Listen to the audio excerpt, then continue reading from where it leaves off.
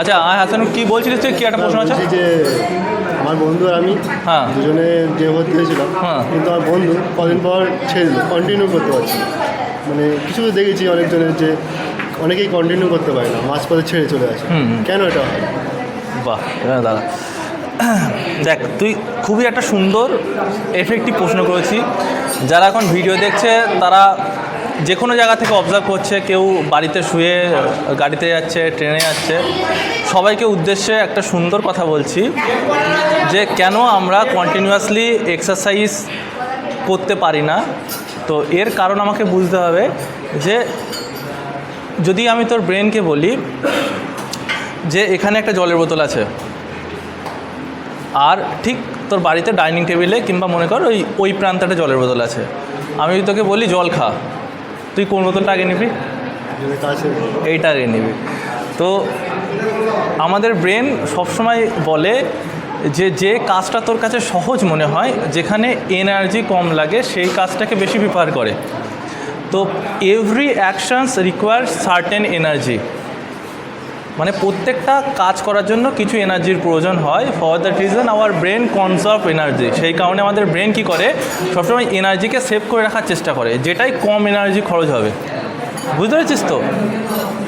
এইবার কি হয়, যারা মনে কর যে প্রথমে প্রচুর মোটিভেট থাকে যে আমি এক্সারসাইজ করব, জিম করব, যেয়ে দেবো, আসলে ওরা যখন জিমে এক্সারসাইজ করে তাহলে ওর প্রথম বোতলটা না নিয়ে দ্বিতীয় বোতলটা নেওয়ার চেষ্টা করে।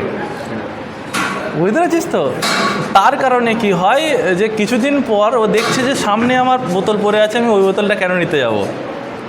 বুঝতে পারছিস? আমি পিছনের বোতলটাকে উদাহরণ দিচ্ছি, জাস্ট মনে কর একটা ব্যাড হ্যাবিটস, একটা গুড হ্যাবিটস, আর সামনের বোতলটা হলো ব্যাড হ্যাবিটস। বুঝতে পারছিস তো? তো সবাই চাই যে আমি ব্যাড হ্যাবিটসটাকে নেবো, গুড হ্যাবিটসটাকে পরে নেবো।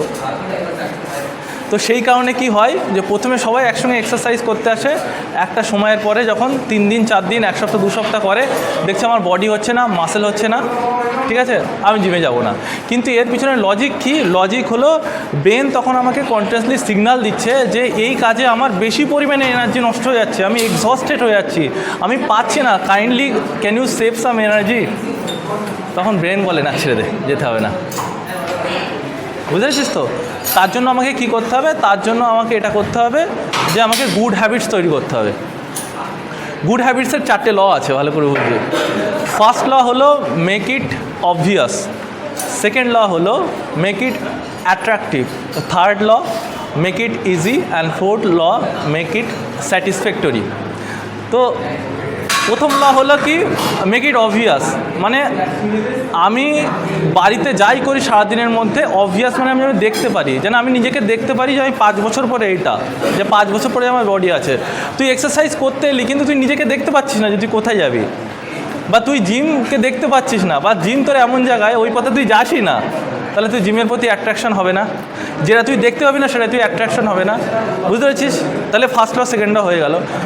এবার তুই জিম করছিস বন্ধুদের পাল্লাই করে, নিজে কখনো আসিস নি জিমে, তাহলে সেই জিমটা তোর কাছে হার্ড হয়ে যাচ্ছে, কষ্ট হয়ে যাচ্ছে, ইজি হচ্ছে না। যখন থার্ড ল হবে, যখন তুই জিমটা তোর কাছে ইজি হবে, তখনই তুই কিন্তু পার ডে জিমে আসবি। বুঝলি? জিমটাকে তুই যখন ভালোবাসবি, যখন তোর first law, second law, third law complete হবে, তখন যখন যেটা তোর ইজি হবে, তখন তুই সেটাতে একটা আনন্দ পাবি, স্যাটিসফ্যাকশান আসবে। বুঝতে পেরেছিস তো? এটা হলো ব্রেন ফাংশন। যখন এই 4th ল একসঙ্গে কাজ করবে, 4টে ল, তখন তোর একটা গুড হ্যাবিট পরিণত হবে, সেটা হলো ওয়ান কাইন্ড অফ এক্সারসাইজ। বুঝতে পারছিস তো? তো যারা জিম এক্সারসাইজ কন্টিনিউসলি করতে পারে না, তারা গুড হ্যাবিটস তৈরি করতে পারে না, কারণ এই 4টে লয়ের উপরে ডিপেন্ড করছে। একটা হলো তারা দেখতে পায় না যে আমি 5 বছর পর 2 বছর পরে কী হব। দুটো হলো তারা যে অ্যাট্রাকটিভ হয় না, জিম আমার বডি হবে না, জিম করব না, কি হবে। 3 নম্বর কথা যে তাদের এটা কঠিন লাগে জিম। আর 4 নম্বর কথা যে এটা তারা ভালো লাগে না, তাদের স্যাটিসফ্যাকশান হয় না, কষ্ট হয় প্রচুর। এটাই হলো কারণ। আশা করি তোমরাও বুঝতে পেরেছো। To get this kind of information, follow our gym page and follow Marg academy, Marg made mind and Marg made muscle লাগে।